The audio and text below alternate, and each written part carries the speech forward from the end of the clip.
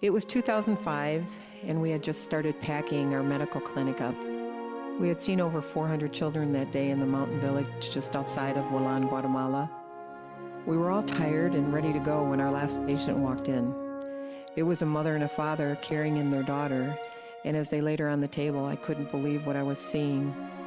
Hilda was a 13-year-old and barely weighed 27 pounds. She was near death, and when I asked her father why they hadn't taken her to a hospital only 2 hours away, he looked at me as if I had two heads.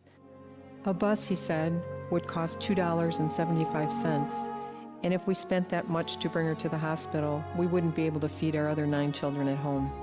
We had to make a choice.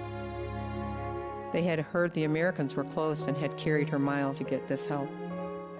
And Hilda, that child, that event, changed the future of Hearts in Motion. I couldn't wipe the thought of her from my mind, and I knew we had to do more. So in 2007, we opened our nutrition center in Guatemala, a center built by our own volunteers who traveled down from the United States to help us. Soon we started accepting severely malnourished children into our center. We were able to help many of the children who were brought in through their immediate crisis and return those kids home to their families.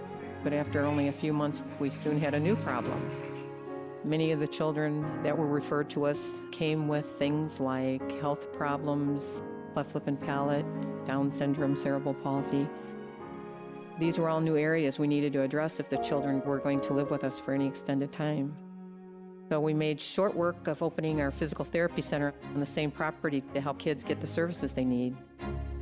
We had tons of success stories, but after a time we became painfully aware that some of the kids we were caring for were not able to return to their homes. Poverty and illness all played a part, and it was obvious to us what we had to do next. An orphanage. In 2009, the Reese House was opened.